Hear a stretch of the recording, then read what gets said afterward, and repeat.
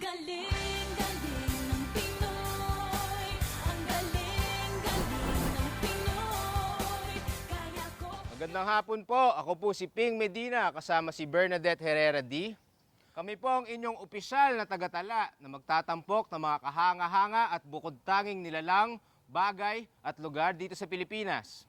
Ipapakilala rin namin sa inyo ang lahat ng una, pinaka at nag-iisa. Kami rin po ay magbabantay at susubaybay sa lahat ng mga record-setting at record-breaking na mga events na isasagawa or di naman kaya gagawin pa lang ng ating mga kababayan. Kaya simulan na natin ang pagsulat Pagsaksi! at paggawa ng kasaysayan dito sa Philippine Book of Records.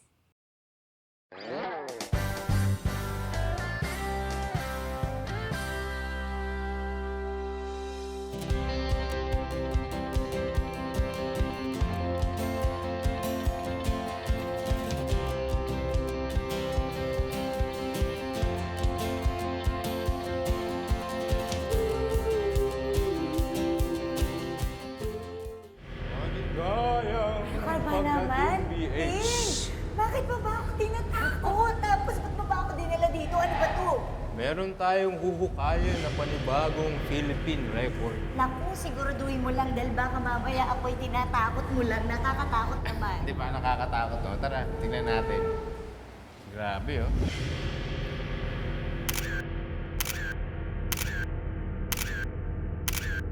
Alam niyo ba, na nung panahon ng mga Kastila, at sabi ng iba, pati panahon ng mga Amerikano at Hapon, itong Nagcarlan Underground Cemetery ay naging taguan or safe house ng ating mga kababayan na nagtatanggol sa ating kasarilan.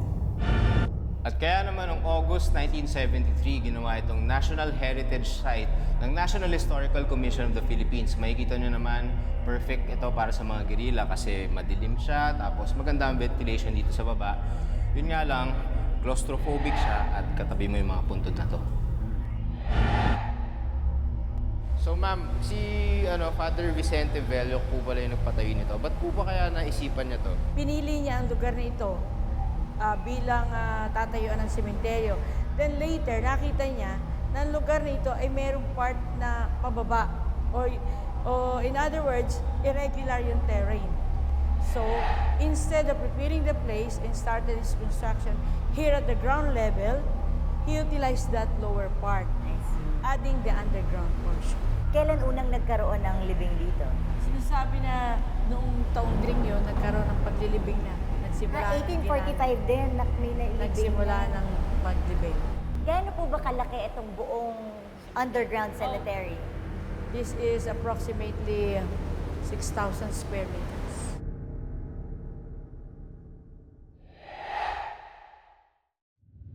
Kailan na huling naglibing dito, ma'am? The last time was 1981. 1981. That was the time na dineklara tong Historical land. Kaya yung mga early church historians of 1901 classified this cemetery as one of its kind One in of the its entire kind. Philippines. Eh gaya po niyan ma'am, umuulan. Ano po ba yung maintenance na ginagawa? Bumabaha ba dito? Underground eh. Hindi na bumabaha ngayon. Noong time ng restoration, we have to change the ceiling. Nagmimisa pa ba dito, ma'am? Nagkakaroon pa rin tayo ng misa rito. Kaya lang, sa loob ng isang taon, 2 beses lang yun. Alam niyo ba na 15 talampakan sa ilalim ng lupa matatagpuan ang natatanging underground cemetery sa Pilipinas? Meron ba mga ganong haunted story dito? Ako naman, sa aking experience, wala naman akong nakikita. Pero I think they're not disturbed souls naman. And kasi at least hanggang ngayon, napanatiling mas maganda pa itong ating underground cemetery.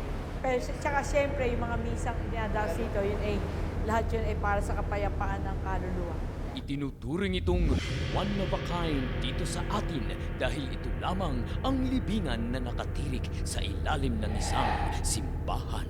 Nay, so ano po ba yung feeling na meron kayong pamilya dito sa isang National Heritage Site? Siyempre natutuwa kami mga apo niya.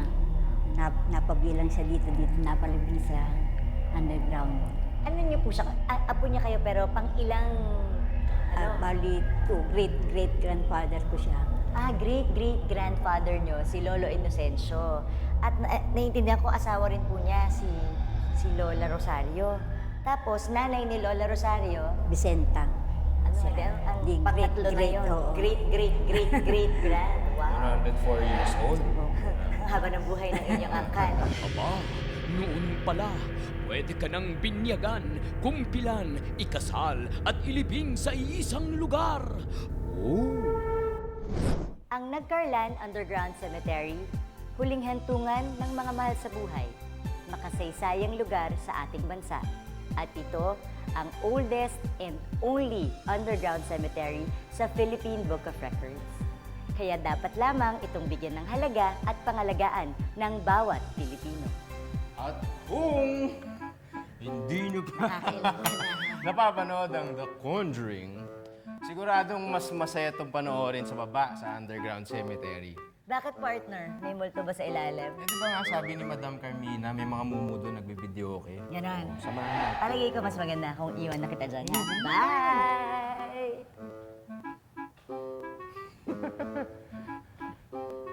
Tara, sino yun?